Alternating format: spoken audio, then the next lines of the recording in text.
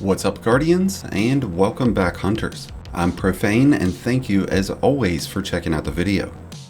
If you've kept up with the channel, you've probably noticed that over the last month or two, I've been playing mostly with Warlock and Titan. With all the changes that Edge of Fate has brought, these two classes have really stood out, and there's been a lot of interesting builds to go through. But by focusing so much effort towards those classes, I've completely missed out on one of the greatest Strand builds that Hunters have ever had. For several weeks now, I've heard tale of the Cyrtarachne and how it's really excelled with prismatic builds. But not too many players have been talking about the natural synergy that this exotic has with the standard Strand subclass, and that's something that we intend on shining some light on in today's video. If you do end up enjoying today's video and find it helpful, then be sure to hit that like button below, along with the subscribe button if you're new. Cyrtarachne's Facade is an exotic helmet, and it comes with the Acrobat's Focus intrinsic trait. This works exclusively with Strand Grapple. Whenever activating this grenade ability, you'll trigger Woven Mail, but unlike the normal version of Woven Mail, which starts as a 5-second buff, you'll have this active for 10 seconds. And when Woven Mail is active, you'll gain improved flinch resistance, which will help keep your bullets on target as you're taking incoming damage. And every time you defeat an enemy, you'll regenerate 10 points of health, which might not seem like a lot, but when you start killing multiple enemies, that can really stack up. And based on how much you focused into your health stat, this could provide even more than just 10 points. And as you're gaining this health, you'll still have Woven Mail active, providing you with a 45% bonus in damage resistance. And because we have aspects like Widow Silk, we'll never be without a grapple, because this will provide us with 2 charges. And by investing heavily into our grenade stat, we'll be able to optimize our grapple uptime, allowing us to maintain that Woven Mail indefinitely. And unlike many other sources of damage resistance and elemental buffs, we don't have to defeat an enemy or even attack one for this to be triggered. And with several new artifact mods providing us with benefits when Woven Mail is active, we'll be able to give our grapple grenades even more energy regen and even more damage. The first place that we're going to go to improve the damage and uptime of our grapple grenade will be our armor and character stats. By focusing 100 points into our grenade, we'll be able to increase the effect of any grenade regeneration by 190%. So if we took Innervation, an armor mod that provides 10% bonus grenade energy whenever you collect an orb, instead of receiving 10% bonus energy, you'd start receiving 19. And by investing 200 points into this stat, we'd give our grapple ability a 65% bonus in damage. Now if you are coming in short on your grenade stat, then you could make use of grenade font mods, which would provide 20, 40, and 50 extra points, but that's only going to be when armor charges are active.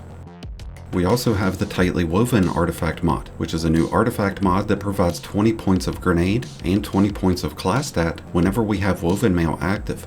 So these can be some great options to help out as you're still farming for higher tiered armor. In addition to building into our grenade stat, we'll want to focus into our weapon and super stats. And as we mentioned earlier, since Crytarachnes provides health regen, we can increase those effects by focusing into our health stat. The next place that we're going to look at to increase our grapple uptime and damage will be through the Shieldcrush artifact mod.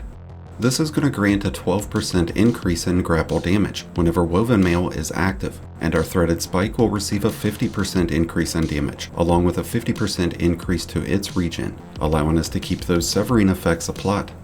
If we had a way to give ourselves Radiance, we would be able to give our grapple an additional 12% increase in damage, which would stack on top of the other 12%, but we would need to have Woven Mail and Radiance active at the same time. And if we had Radiance active, our grenade regen would be increased by 25%.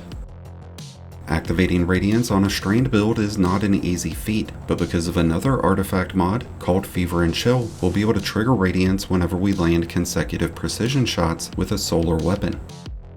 That's going to last for 10 seconds, and once it's active, all of our weapons will gain a 20% increase in damage, along with the ability to pierce barrier champion shields. So just by incorporating a solar weapon into this build, we'll give ourselves a substantial increase in grapple uptime, grapple damage, and weapon damage, and that's going to be very cohesive with our choice in armor set. We could use a set like Bushido for a bonus source of health regen, but we've decided to go with a collective Psyche set from the Desert Perpetual raid. And when we have a 4-set piece of this armor, we'll give Radiance and all of our Strand debuffs like Sever, Unravel, and Suspend a 50% increase in duration. so that's going to extend our radiance to 15 seconds, and when it comes to unravel, we'd see unraveling inflicting damage for 12 seconds instead of 8. So in more ways than one, this armor set will be a big difference maker with this build. One of the most challenging things about some of our new activity modifiers have been the noticeable uptick in explodable enemies, which make a lot of up close and personal builds semi-obsolete. But because we are using the Whirling Maelstrom, we'll have Strand Beyblades, helping to prevent those explodable enemies from ever reaching us. I do find the benefits of Threaded Spectre to be quite remarkable. It creates threadlings whenever it explodes, and it distracts enemies for us, allowing us to have a better advantage. So it could serve as a great alternative to Whirling Maelstrom, but the power of those green Beyblades is impressive in its own right. You'll create one every time you destroy a tangle, even if it's not one that you've created. And once those Beyblades are active, they'll continuously hunt down enemies and apply continuous damage, causing them to become unraveled in the process, which applies its own damage over time. Along with unraveling, we'll be able to apply Sever, which will neuter our enemy's damage output by 40%, and that can make a big difference in ultimate level content, and it's going to make that woven mail feel even stronger. In addition to unraveling, severing, and constant woven mail, we will have the added benefit of being able to suspend enemies, and we'll even be able to create threadlings, which will add in even more autonomous damage to the equation. When it comes to our choice in fragments, we have Thread of Ascent, and that's going to reload our equipped weapon whenever we activate our grapple, and that's a nice benefit to have on shotguns, since our grapple melee will bring us right to our enemy. But this is a great benefit to have for any weapon, because it allows you to optimize your damage during extensive weapon rotations. And with Thread of Generation, we'll gain a small amount of grenade energy as we deal damage of any kind, and this is going to generate a larger amount of energy whenever damaging higher ranking enemies. We're also running Thread of Continuity, which is going to increase the duration of any Strand debuff, and it provides those with a 50% increase. But if we are using the Collective Psyche armor, those effects are getting a 50% increase already. So whenever we use these together, Sever, Unravel, and Suspend will last for 70% longer. And the final fragment that we're using is Thread of Evolution. Now this provides threadlings with a 33% increase in damage, and it increases the distance that they're able to travel. This works really well with warlocks, who are able to generate a ton of threadlings, but as it stands right now, the only means of creating threadlings would be through the use of Threaded Spectre, unless of course we are using strand weapons that come with hatchling. But because of the new threadling proliferation mod, we'll create 2 threadlings as we deal damage with any strand weapon, and with a 33% bonus in damage, those threadlings will make a noticeable difference. And now that we're able to create threadlings, we can take advantage of another artifact mod called Pack Tactics, and this provides increased threadling damage. After your first threadling hits a target, the very next threadling will deal 15% extra damage, and the third is going to deal 30% bonus damage, and that final threadling will be able to stun unstoppable champs. And the final standout artifact mod that we're using is Tangled Web, and this will create a suspending detonation whenever tangles are created. And as we've already established, we have Thread of Continuity and the Collective Psyche, increasing the duration of those suspensions. We have several standout weapons that we can use with this build. In terms of legendary weapons, something like the Apex Predator or the Ahab Char could be a great source for radiance. And if we had a weapon perk like Demolitionist, we could give ourselves even more grenade energy.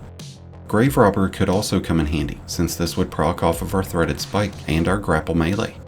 Strand weapons with hatchlings are something that we should really consider using, but traits like Sever and Tear are not really going to be beneficial for us, since we're able to create Sever with our melee. But since we are able to suspend enemies, we should make use of Temporal Loader, which is a new volatile weapon mod, and that's going to automatically reload our weapons whenever damaging suspended enemies, but that's only an option on newer legendary weapons. And when it comes to exotic weapons, you'll find a ton of success out of using the new Malapis, especially since it's able to create its own suspensions. The Quicksilver Storm and Final Warning would also be great options, but there's also the Navigator, which could give us additional anchor points, allowing us to conserve our grenade energy. But beyond any particular weapon, we need to make sure that we're using solar weapons. That way we're able to trigger Radiance, so that we're able to give our grapple more damage and more uptime, along with increased weapon damage. And once you've gotten it all put together, you've got yourself one incredibly powerful strand build that's going to be able to go toe-to-toe with some of the most difficult activities. With that said, I'd love to hear your thoughts about today's build, the Cyrtarachne, and anything else going on in Destiny. Let us know your thoughts down in the comments below. Thank you as always for checking out the video, If you enjoyed and found it helpful, then be sure to hit that like button below, along with the subscribe button if you're new. Both are greatly appreciated, and both really do help support the channel. And so does being a member, so a big shout out and thank you to all of our channel members. And until next time, Guardians, this has been Profane, wishing you all some happy hunting.